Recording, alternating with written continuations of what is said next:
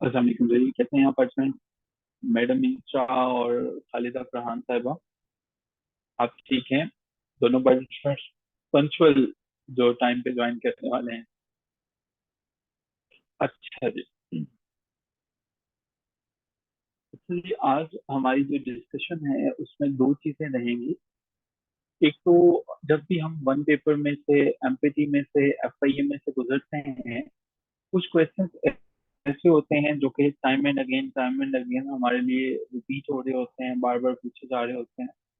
एक तो हमने उनको कोशिश करनी है समझने की कि बेसिक मैथमेटिक्स में हम किस किस तरह से चलेंगे, लेकिन चूंकि ये सारी की सारी चीजें वो वाली चीजें होती हैं बेसिक मैथमेटिक्स में कि जिनको जब भी हम प्रोसीड फर्दर करते हैं, जब भी हम समझने की कोशिश करते हैं, तो हमें कुछ फॉर्मूलाज को, कुछ चीजों को देखना होता है।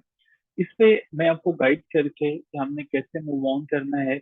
फिर हम चले आएंगे जी उर्दू की तरफ, जिसमें से सबसे ज्यादा क्वेश्चन आते हैं। मैथ का जो पोर्शन होता है ये आपका 20% के करीब होता है, लेकिन इस पोर्शन में सारी की सारी चीजें वो हैं जो कि आपको हल करनी होती हैं, आपको सॉल्व करनी होती है। ठीक है। मिसाल के तौर पर कोई परसेंटेज वाला क्वेश्चन आ जाएगा, उसको आपको अटेम्प्ट करना पड़ेगा। कोई ऐसा क्वेश्चन आ जाएगा जिसमें आपको चीजें कुछ फॉर्मूलाज के साथ चलनी है, तो वो हम बेसिक बेसिक सी चीजें जो कि हमारे पास प्रीवियस सेशंस का पार्ट रहते हैं, प्रीवियस पेपर्स में टाइम एंड अगेन आते हैं, उनको हम डिस्कस कर लेंगे। प्लस इसके साथ साथ आपके पास जो नोट्स हैं इसके वो अपडेट हो जाएंगे। ठीक है, नोट्स पूरे के पूरे हमारे बेसिक मैथ के अपडेट हो जाएंगे, अपलोड हो जाएंगे, ताकि आप लोग उसे देख लें। अच्छा जी, मैथमेटिक्स की जब भी हम बात करते हैं, पैथागोरस का एक कॉल है कि नंबर जो है वो हमारे पास यूनिवर्स को रूल करते हैं। नंबर, आपको पता है हमारे पास डिजिट्स जो हैं, जब भी हम डिजिट्स की बात करते हैं, 1 2 3 से लेके देख लीजिए कि सारी की सारी दुनिया पे एक ही चीज की हुकूमत है, वो है हमारे पास रूल किसकी, डिजिट्स की। पहले नंबर पे हम जो है वो मुख्तलिफ किस्म के नंबर जो है वो डिस्कस करते हैं। देखिए, नंबर्स के अंदर ना, नंबर्स ने भी अपनी कैटेगरी बना ली हुई है कि यार मेरा ये है, तुम्हारा ये है, तुम्हारा ये है, तुम्हारा ये है। बचपन से पढ़ते आए हो आप लोग जो है वो कि नेचुरल नंबर्स क्या होते हैं। तो आपके पास ना जो पेपर में क्वेश्चन आता है इससे रिलेटेड, वो ये होता है कि जनाब नेचुरल नंबर को आप रिप्रेजेंट किससे करते हो। तो नेचुरल नंबर किसके साथ रिप्रेजेंट किया जाता है? एन के साथ। सिर्फ आपने ये याद रखना है कि नेचुरल नंबर एन के साथ रिप्रेजेंट किया जाता है, और ये 1 2 3 4 5 से शुरू होता है। ठीक है। आपने अभी सिर्फ इस चीज को जो है वो याद रखना है। अगर ये आपको याद होगी तो चैट बॉक्स में जरा रिपीट कीजिएगा कि नेचुरल नंबर कहाँ से शुरू होते हैं। जीरो से शुरू नहीं होते हैं, वन से शुरू होता है। ठीक है। आपने दो चीजें लिखनी है, एन लिख के 1 2 3 4 5 लिखना है। ठीक है, ये 1 2 3 लिखेंगे। नेचुरल नंबर हमारे पास जो है वो शुरू होते हैं 1 2 3 से। वेलकम हफ्सा रजा साहिबा। ओके जी, ग्रेट हो गया हफ्सा, एक्सीलेंट, ग्रेट हो गया। अच्छा जी, ये अब हमें नेचुरल नंबर क्लियर हो गया। अब दूसरे नंबर पे आप देखिएगा हमारे पास आते हैं जी होल नंबर। ठीक है। अब होल नंबर में वो क्या होता है जी, होल नंबर में हमारे पास आता है जी जीरो। बाकी सारे के सारा वही, लेकिन होल नंबर में क्या आएगा आपके पास? जीरो आएगा। उसी तरह से नेचुरल नंबर में अगर आप जीरो ऐड कर देंगे तो वो होल नंबर बन जाए। ठीक है, डिफरेंस पता चल गया। आपसे वो क्वेश्चन पूछता है नंबर्स कुछ देने के बाद कि क्या ये नेचुरल नंबर है या ये जो है वो आपके पास जो है वो होल नंबर है। तो आपको इन तमाम चीजों को जो है वो देखना होता है कि नेचुरल नंबर कहाँ पे है और होल नंबर कहाँ पे है। आई एम श्योर कि ये नेचुरल नंबर भी पता चल चुका है और होल नंबर भी पता चल चुका है। अच्छा, ये होल नंबर अगर पता चल चुका है तो इसको जरा रिपीट कीजिएगा, चैट बॉक्स में लिखिएगा ये जो आपके सामने इंफॉर्मेशन है, डब्ल्यू के साथ जो है वो 0 1 2 3 4 5। अरसलान तारिक साहब, वेलकम टू द सेशन। आप यकीनन कहीं मसरूफ रहे होंगे, बड़े अरसे के बाद जो है वो आप नजर आए हैं। ओके, नेक्स्ट हमारे पास आ जाते हैं कि इंटीजर्स जो हैं वो आ जाते हैं। इन्हें कुछ लोग इंटेग्रल्स भी कहते हैं, लेकिन ये इंटीजर्स होते हैं। इंटीजर्स जो है वो हमारे पास, इंटीजर्स जो है वो हर वो काउंटिंग नंबर जो होते हैं। अब देखो, इंटीजर्स को जो है वो समझने की कोशिश करो। ये हमारे पास जो है वो जीरो है, ये दरमियान में जीरो है। जीरो के अगर आप राइट साइड पे चले जाओगे तो ये पॉजिटिव इंटीजर्स हैं, यानी कि जिनके साथ ये 1 2 3 है, जिनके के साथ और कुछ नहीं लगा हुआ वो पॉजिटिव है, और जिनके साथ माइनस लगा हुआ ये नेगेटिव है। ये बातें हमें बिल्कुल पता है, बचपन से हम पढ़ते सुनते आए हैं। तो हमारे पास करना सिर्फ ये है कि याद ही रखना है कि पॉजिटिव इंटीजर्स कौन से वाले होते हैं, नेगेटिव इंटीजर्स कौन कौन से वाले होते हैं, और नॉन नेगेटिव इंटीजर्स कौन कौन से होते हैं, ये डिटेल्स आपके सामने जो है वो ऑलरेडी मेंशन है, आपके पास आपके ग्रुप में भी मेंशन कर दिया। मैथमेटिक्स बेसिक मैथ काफी आसान है, मैं आपको इसके नोट्स प्रोवाइड कर दूंगा। मैं सिर्फ अभी 10 से 15 मिनट लेके आपको समझाना चाह रहा हूँ कि ये बिल्कुल मुश्किल नहीं है। अगर आप एक दफा इसे खुद से भी इन चीजों को देखेंगे समझेंगे तो आपको समझ में आ जाएगा। ठीक है, क्योंकि हमारे पास जो है वो हमारे एग्जामिनेशन में इससे मुश्किल मुश्किल चीजें एग्जिस्ट करती हैं, तो हम कोशिश करेंगे उन मुश्किल चीजों पे ज्यादा टाइम स्पेंड करा वो करें। अच्छा जी, रेशनल नंबर जो है वो रेशनल नंबर जो है वो उन हमारे पास नंबर्स को कहा जाता है जिसमें हमारे पास ये रेशियो मौजूद होती है। ठीक है, जिनमें रेशियो मौजूद होती है उन्हें रेशनल नंबर कहते हैं। जैसे उसने बताया कि जिसको आप पी बचा क्यू या पी बाई क्यू की फॉर्म में जो है वो लिख सकते हो, और यहाँ पे क्यू जो है वो जीरो के इक्वल नहीं होना चाहिए। सो रेशनल नंबर हम उनको कहेंगे जो कि जिसमें रेशियो एग्जिस्ट करती है। क्या आप जो है वो कोई इसमें रेशनल नंबर लिख सकते हैं हम, और इसमें आपका जो है वो डिनोमिनेटर का जीरो होना जो है वो कतन कबूल नहीं है, कि इसमें जो है वो नीचे वाली क्वांटिटी आपके पास जीरो नहीं हो सकती। कोई आप रेशनल नंबर लिख सकते हैं, जैसे 4/7 है, क्या आपको लिख सकते हैं 3/5 लिख सकते हैं, 2/3 लिख सकते हैं? कोई ऐसा रेशनल नंबर है जो आप पुट कर सकते हैं, जो आप बता सकते हैं कोई भी रेशनल नंबर? आपके सामने इतने रेशनल नंबर हैं तो आपको पता होना चाहिए। पेपर में वो आपसे पूछेगा, वो आपको दे के ना 0, 1/2 ये कौन से वाले इंटीजर्स हैं, ये रेशनल नंबर है, नॉन रेशनल नंबर है, ये क्या है, ये क्या है, तो बस आपको ये पता होना चाहिए। वेट हो गया नवाज। अच्छा जी, इरेशनल नंबर, रेशनल नंबर वो थे जिन्हें लिखा जा सकता था, इरेशनल नंबर वो हैं कि जिन्हें जो है वो हम p/q के फॉर्म में कभी लिख ही नहीं सकते हैं। ठीक है, जो रेशियो की फॉर्म में कभी नहीं लिखे जा सकते हैं वो हमारे पास इरेशनल नंबर है। और सबसे फेमस वो बताता है, कहता है कि ये जो पाई है ना जिसकी हम जो है वो टेंटेटिव कीमत निकाल लेते हैं 22/7, ये इरेशनल नंबर है। क्यों इरेशनल नंबर है? क्योंकि अगर जो है वो आप 22 को अंदर रखते हैं और 7 के ऊपर इसको तकसीम करते हैं, आप देखेंगे कि ये कभी खत्म नहीं होगा। 3.14 ये चलता जाएगा चलता जाएगा चलता जाएगा, एक ऐसे मूव ऑन करता चला जाएगा, कभी खत्म नहीं होगा। तो ये हमारे पास इरेशनल नंबर है। इरेशनल नंबर कौन से? ऐसे नंबर जिन्हें हम कभी भी रेशियो में लिख ही ना सकें, वो हमारे पास इरेशनल नंबर कहलाता है। आई एम श्योर कि ये आपको क्लियर हो चुका है। नेक्स्ट आपके पास है रियल नंबर। तमाम के तमाम नंबर्स, जितने भी नंबर्स हमारे पास मौजूद हैं दुनिया में, वो सारे के सारे जो हैं वो हमारे पास रियल नंबर हैं, ऑल द नंबर्स। ठीक है, जितने भी नंबर्स मौजूद हैं सबके पास, सब हमारे पास जो है वो रियल नंबर है। और नंबर लाइन जो है वो यहाँ पे आप देखोगे इस तरफ आपके पास राइट साइड पे हमेशा जो है वो पॉजिटिव नंबर होंगे, और यहाँ पे आपके पास जो है लेफ्ट साइड के ऊपर नेगेटिव नंबर होंगे, और ये नंबर लाइन कहलाती है। और ओरिजिन से हमेशा जो है वो इस तरफ आपके पास पॉजिटिव और इस तरफ नेगेटिव होंगे। इवन और ऑड का आपको कॉन्सेप्ट पता है कि जो हमारे पास ताक और जुक्त हैं, तो ये हमारे पास जो है वो इवन और ऑड हैं। जो ताक होते हैं उन्हें हम जो है वो ऑड कहते हैं, जो जुक्त होते हैं उन्हें हम इवन कहते हैं। ठीक है जी। प्राइम नंबर्स वो वाले नंबर होते हैं जो अपने और एक के अलावा किसी के ऊपर तकसीम नहीं होते हैं। ये आपको बात याद है, मैं बता रहा हूँ कि मैं सिर्फ आपको रिवाइज करवा रहा हूँ। ये नोट्स आपको मिलेंगे, इनको पढ़ना आपने खुद है, चीजें सबके सब जो है वो मौजूद हैं। इसमें ऐसी कोई रॉकेट साइंस नहीं है कि जिन्हें एक्सप्लेन किया जा सके। ठीक है, मैं एक दफा सिर्फ आपको गो थ्रू करवा रहा हूँ। कॉम्पोजिट नंबर ऐसे होते हैं जो अपने अलावा किसी और पे भी तकसीम हो जाते हैं। प्राइम नंबर में क्या मिसाल है? मिसाल के तौर पे 5 है, 5 जो है वो अपने अलावा और एक के अलावा किसी पे तकसीम नहीं होता। 53 है, अपने और एक के अलावा किसी पे तकसीम नहीं होता। तो अक्सर आपको वो जो नंबर पूछ लेता है, मिसाल के तौर पर 2, 3, 5 को छोड़ देगा और कहेगा कि यहाँ से लेके 40 तक जो है वो प्राइम नंबर लिख के बताएं। ठीक है, जो अपने और एक के अलावा नहीं तकसीम नहीं होते। कंपोजिट वो होते हैं जो कि तकसीम हो जाते हैं, जैसे 4 है, जैसे आपके पास 6 है, 3 नहीं 6 है। तो ये वाली चीजें, क्योंकि इस पे तो हम अब अपना टाइम स्पेंड नहीं कर सकते। कुछ इससे इंपॉर्टेंट हो, जैसे कंट्रीज के कैपिटल थी, करेंसीज थी हमारे पास, और बहुत वेस्ट वेस्ट चीजें हैं, हम उन्हें जो है वो ज्यादा फोकस करेंगे, ना कि इन डिटेल्स को कि ये तो आप आसानी से देख सकते हैं। मल्टीपल चॉइस क्वेश्चन हैं, इन्हें आप चाहें तो इन्हें फिल अप कर सकते हैं। Which number is not rational, आप इनको जो है वो बता सकते हैं। आंसर यहाँ एंड पे मौजूद है, आप इन दफा इनके साथ टैली भी कर लेंगे।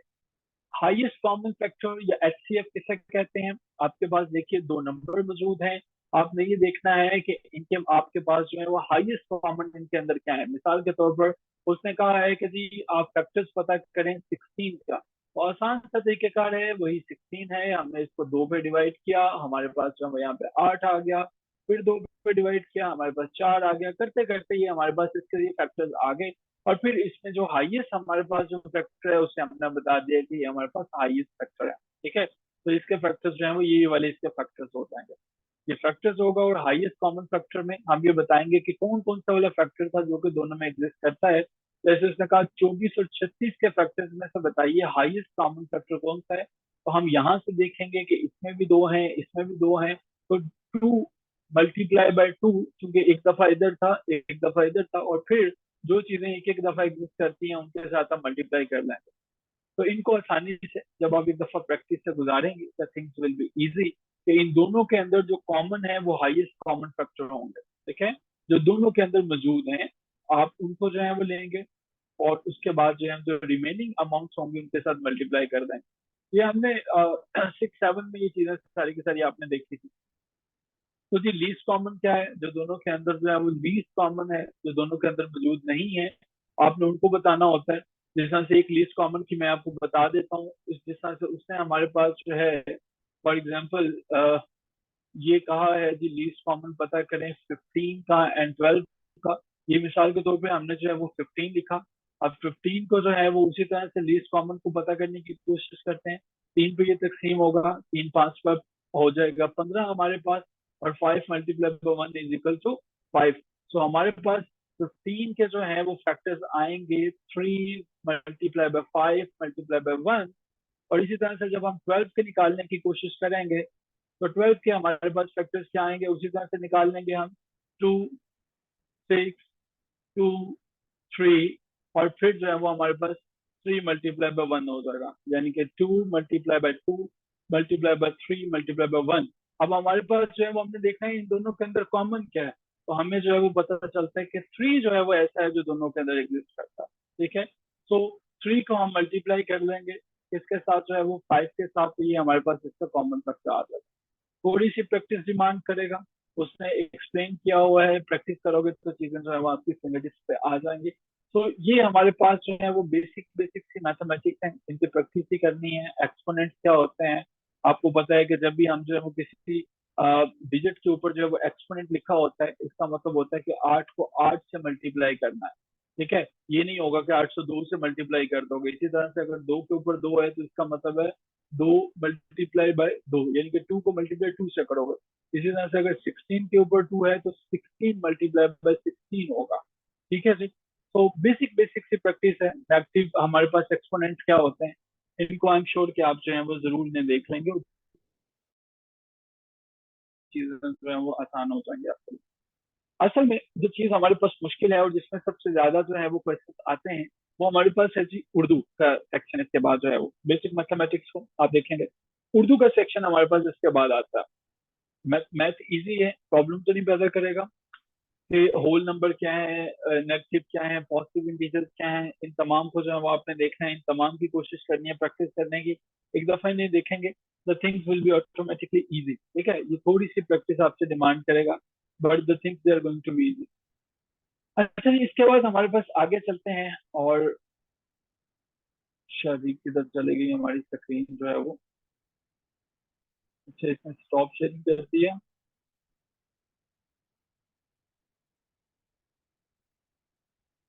अच्छा जी, ये हमारे पास है जी इब्तदाइया। उर्दू लैंग्वेज से हमारे पास जो है वो कम से कम जो है बहुत भी कम क्वेश्चन पिक करे तो उसकी कोशिश तो होती है 20 से 25 क्वेश्चन जो है वो पिक कर ले।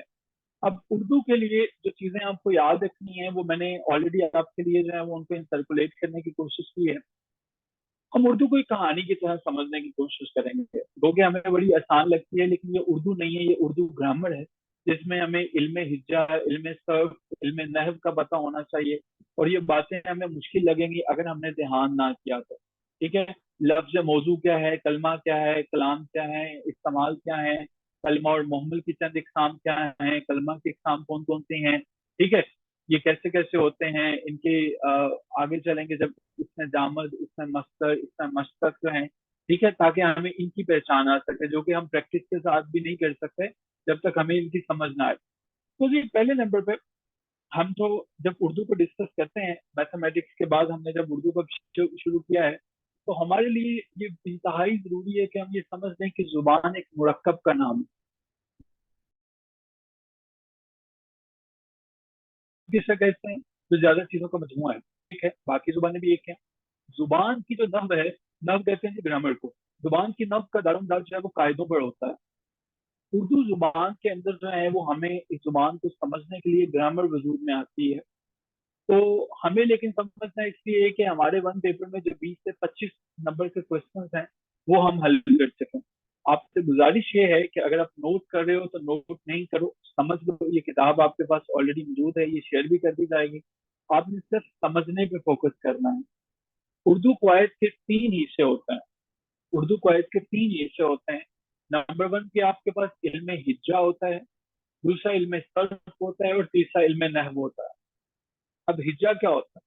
हिज्जा जो है सादा आवाजों, उनके तहरीरी नकूल या इलामतों पर मुश्तमिल होता है। जो भी आपने सादा आवाज बना दी, उनकी तहरीरी तौर पर कुछ लिख लिया, कोई अलामत लगा दी, कोई हिज्जा बना दिया, अली बे पे वगैरह जो है वो, ये सारे के सारे क्या हैं? ये सब के सब इल्म हज्जा हैं। तो आपसे अगर वो पूछता है कि इल्म हिज्जा से क्या मुराद है, इल्म हिज्जा से मुराद हमारे पास वो इल्म है जो कि अल्फाज की तहरीरी शक्लों का नाम है। देखिए, द वर्ड्स, वर्ड्स की एग्जिस्टेंस का नाम हमारे पास इल्म हिज्जा है। ठीक है सर। अब इल्म सर्फ क्या है? इल्म सर्फ से मुराद ये है कि जब इल्म सर्फ का लफ्जी मतलब ये है हेर फेर करना, बदल देना, किसी चीज को बिल्कुल तब्दील कर देना। तो जब हम जो है वो अल्फाज को बदल देते हैं, हेर फेर करते हैं, तो उसे हम सर्फ कहते हैं। ये सर्फ एक्सल नहीं है, ठीक है, जिसको मशीन में डाल के हेरा फेरा देते हो, ये सर्फ है। ठीक है, याद रखने के लिए कर लो। अच्छा, इस इल्म का ताल्लुक जो है वो अल्फाज से होता है। ये बताता है, आपने देखा होगा कुछ लोग कहते हैं कि जब बारिश आता है तो पानी आता है, ठीक है, जब बारिश कम आता है तो कम पानी आता है। वो ऐसा क्यों कहते हैं? क्योंकि उन लोगों को जो है ये नहीं पता कि कौन सा लफ्ज कहाँ इस्तेमाल करना चाहिए। जब हमें इस ये हमें सवाल ये आए कि उर्दू जुबान में ग्रामर का कौन सा हिस्सा है जो ये बताता है कि कौन सी तब्दीली कैसे वाकया हुई है, तो उसे हम इल्म सर्फ कहते हैं। ठीक है, इल्म सर्फ उसे कहता है। ठीक है। इल्म हिज्जा जो है वो किसको डील करता है? हिज्जों को, सिर्फ जो लिखे कैसे जाएंगे। सर्फ किसे डील करता है कि आप उसे बदलते कैसे हो, हेर फेर कैसे करते हो। ठीक है। और तीसरे नंबर पे है कि इल्म नहव। इल्म नहव का मतलब होता है कलमों की बाहमी तरतीब। ये जो हम जो बोलते हैं ना, इसकी बाहमी तरतीब। ठीक है, कि जो हम लिखते हुए जो है वो चीजें बताते हैं। ये जो इल्म सर्फ है, ये बोलने वाले के मुतालिक है कि बोलने वाला सही बोले। इल्म नहव जो है वो ये लिखने वाले के मुतालिक है कि लिखने वाला सही बात करे। ठीक है। उर्दू थोड़ी सी मुश्किल लगेगी आपको जो है वो। सो ग्रामर के रूल्स के कितने जो है वो हमारे पास हिस्से हैं? उर्दू कवायद के कितने हिस्से हैं? तीन हिस्से हैं। कौन कौन से हैं? हिज्जा है, सर्फ है, नहव है। हिज्जा क्या है? हिज्जों का इल्म। सर्फ क्या है? बोलने वाला सही अदा करे, अल्फाज की हेर फेर का नाम सर्फ है। और नहव क्या है? नहव से मुराद हमारे पास लिखने वाला सही लिखे, वो हमारे पास नहव है। ये क्लियर है? यहाँ तक क्लियर है जी? कवायद की रूह से जो तीन हिस्से हैं क्लियर हैं? हिज्जा क्या होता है, सर्फ क्या होता है, नहव क्या होता है, ये क्लियर है? यहाँ तक समझ में आ गया आपको? चैट बॉक्स में बताएं ताकि आगे चलें। उर्दू का सेक्शन थोड़ा मुश्किल होगा, जरा इसे समझने की कोशिश साथ साथ कीजिएगा।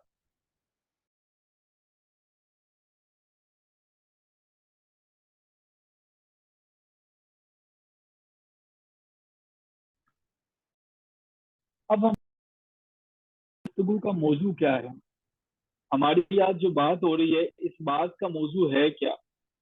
गुफ्तगू का मौजू क्या है? मौजू से मुराद हमारे पास वो होता है ऐसी बामानी आवाजें। कुछ लोग तो फजूल की गुफ्तगू करते रहते हैं ना।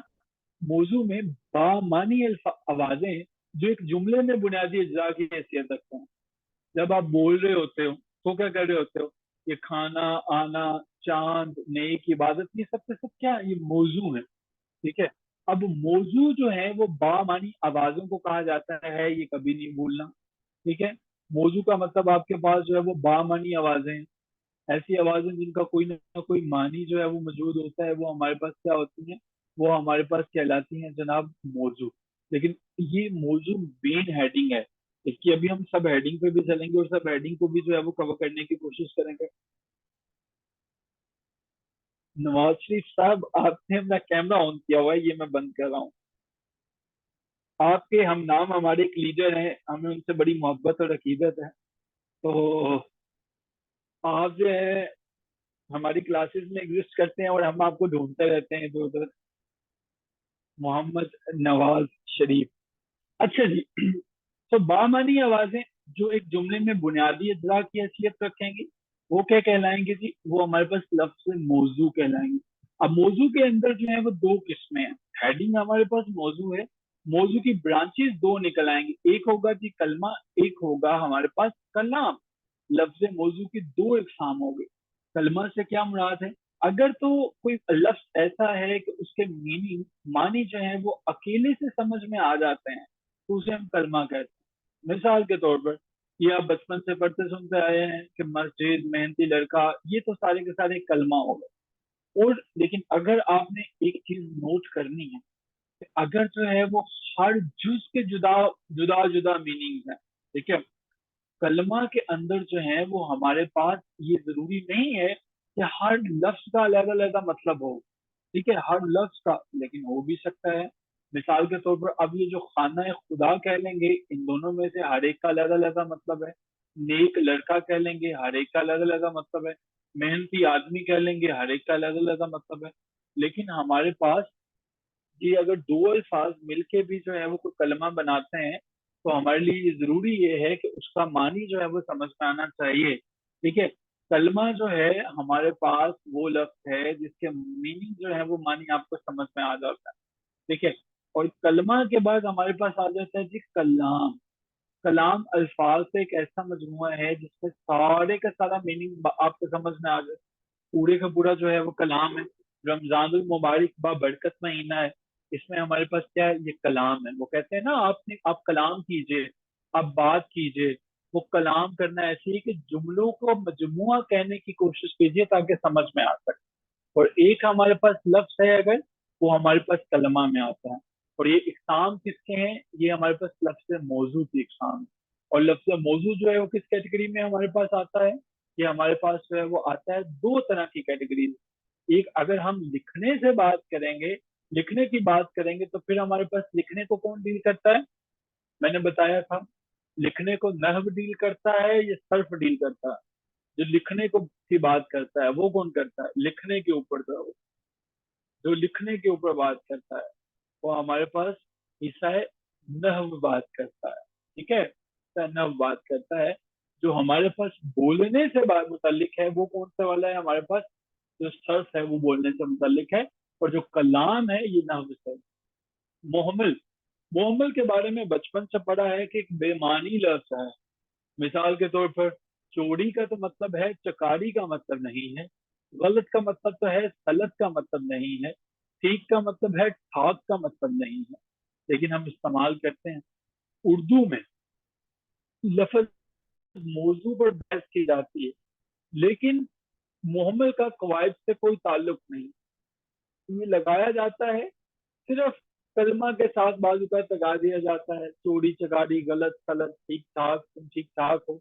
लेकिन मोहम्मद जो है वो कवायद से कोई ताल्लुक नहीं। बाजू का जो है वो, आप जो है वो पूछ सकते हैं, आपसे वो पूछ सकता है कि मोहम्मद का कौन से कवायद से ताल्लुक है, क्या इसका सर्फ से ताल्लुक है या नहव से ताल्लुक है? तो आपको पता होना चाहिए ना सर्फ ना नहव, इसका कवायद से ही ताल्लुक नहीं।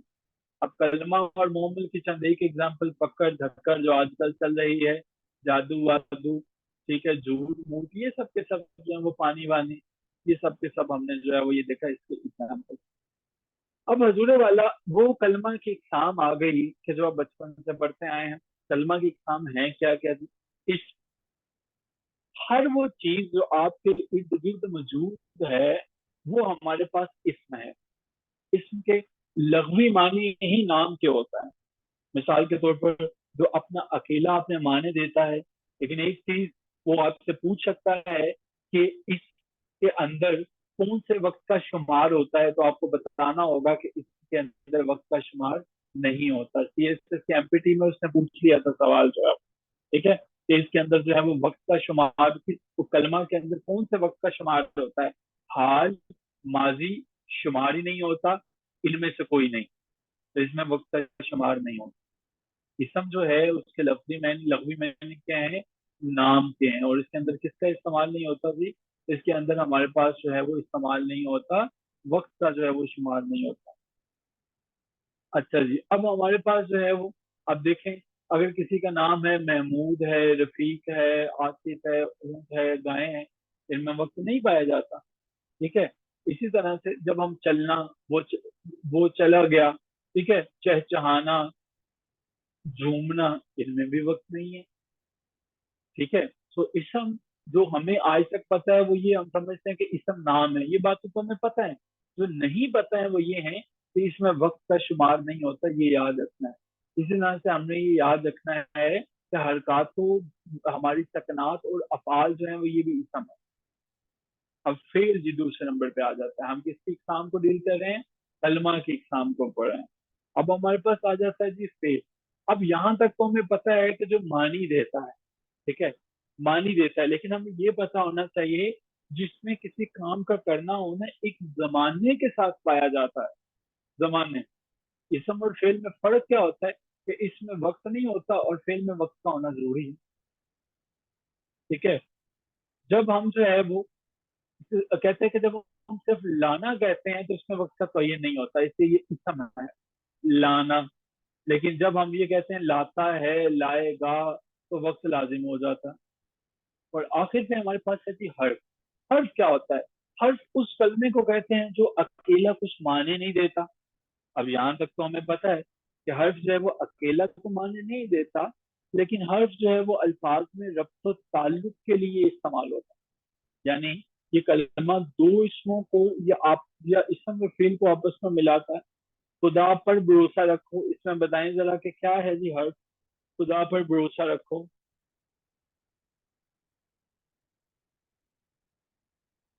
वेरी गुड नवाज, आपने ठीक बताया। अच्छा जी, अब ये हमारे पास जो है वो ये सारे के सारे हमारे पास हर्फ है।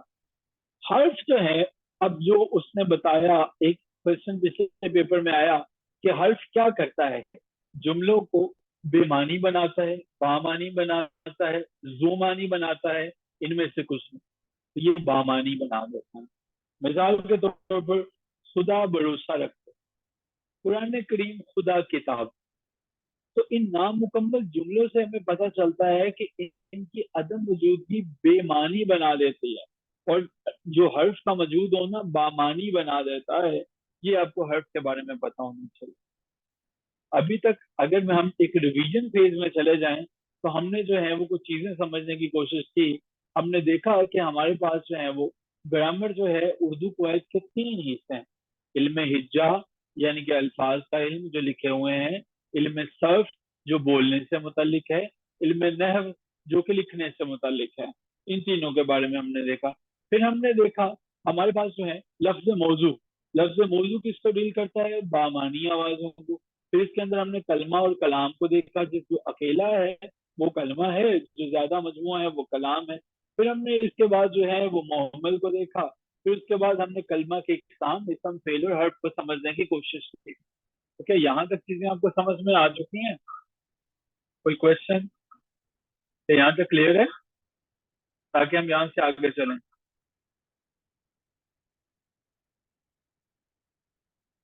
चलिए जी, अब हमने उर्दू ग्रामर का पहला सेक्शन पढ़ लिया। इस अब हम थोड़ा सा गहराई में जाएंगे इस इसम की बनावट के लिहाज से। इसम की इकसाम, अक्सर औकात हमको तस्वीर बना देते हैं कि इसकी बनावट कैसी है, ये बना कैसा हुआ है।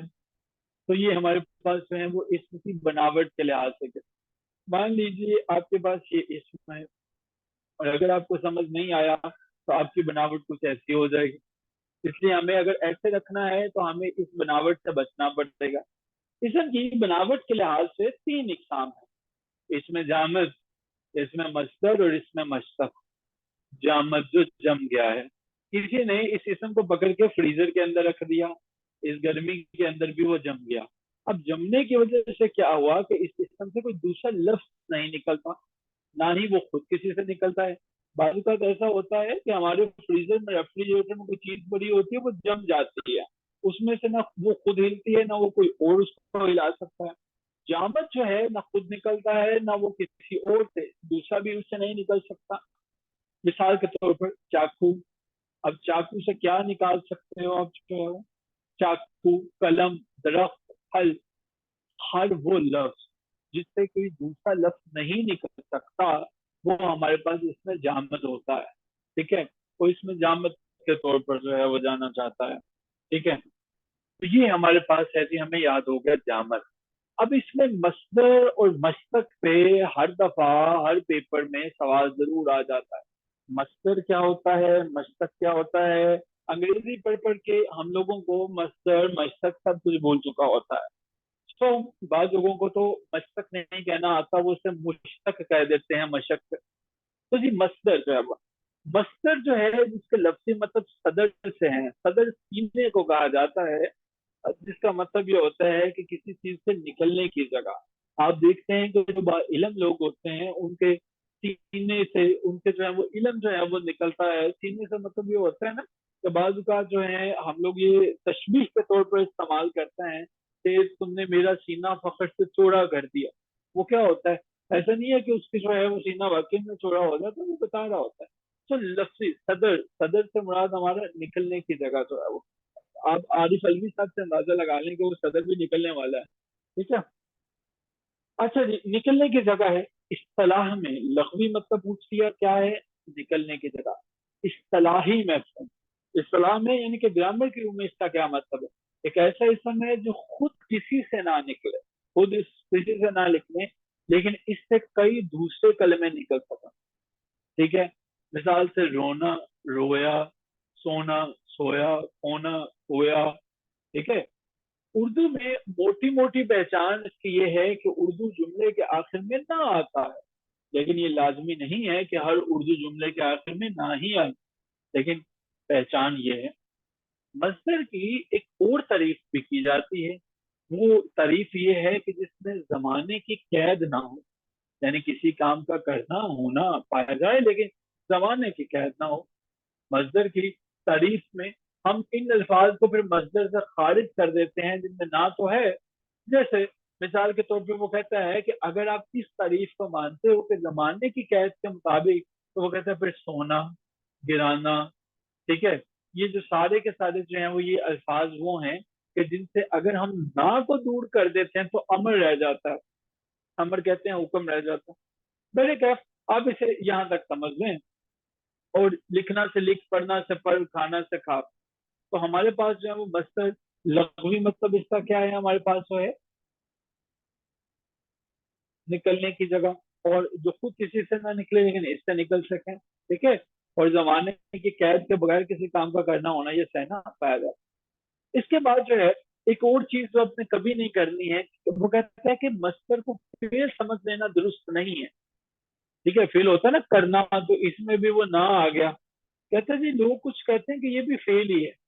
ठीक है, क्योंकि फेल में काम का करना होना ये सहना किसी खास जमाने के साथ पाया जाता है। अगर यहाँ पे किसी ने सोना लिखा है तो उसका उसमें कोई जमाना नहीं पाया जाएगा।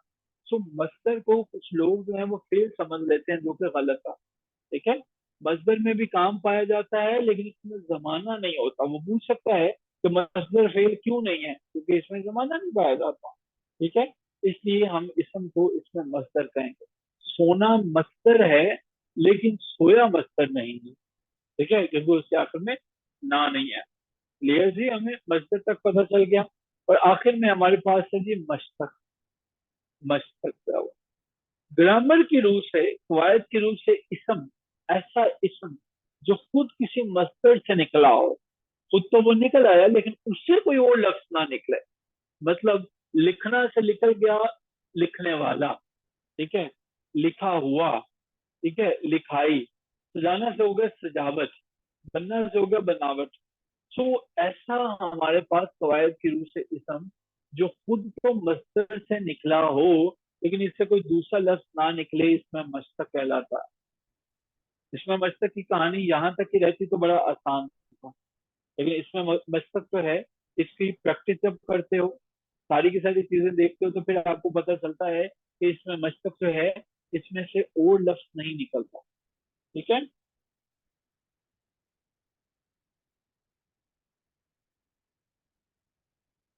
हाँ, पढ़ने वाला पढ़ाई से आपने, मैं तो कुछ समझ से रहा कि पता नहीं क्या आपने लिखा।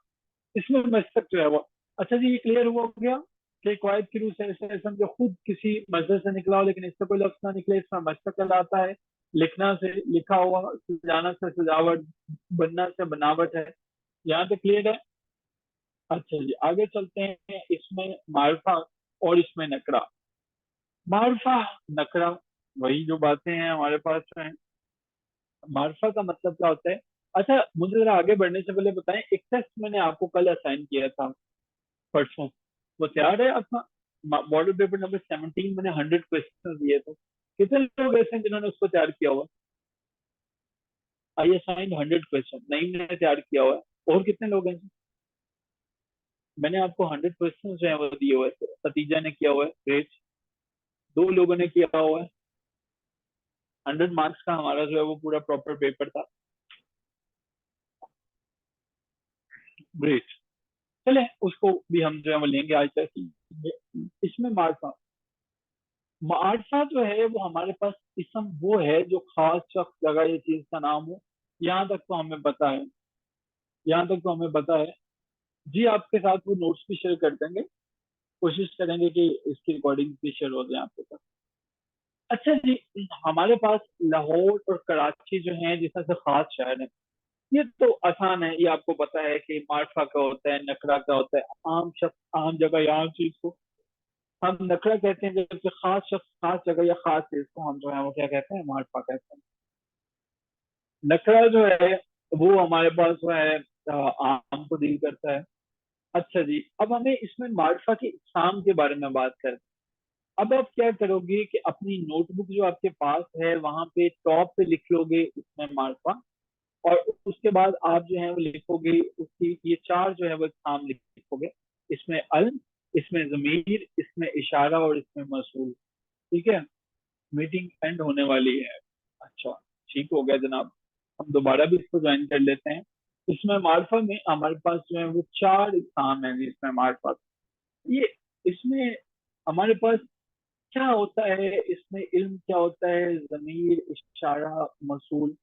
हम मीटिंग को दोबारा ज्वाइन करते हैं, अपना आज का टेस्ट भी लेते हैं। इसमें मार्फा की इकसाम के बारे में भी देखने की कोशिश करते हैं कि इसमें मार्फा की जो है वो इकसाम कौन कौन सी है। अच्छा जी, इलम जो है वो इसके लफ्जी मतलब निशान और इलामत से है। तो याद रखें कि हम इसमें मार्फा कर रहे हैं जो कि खास शख्स, खास जगह और खास चीज के नाम को कहते हैं। सो इल्म के लफ्जी में निशान और इलामत क्या है?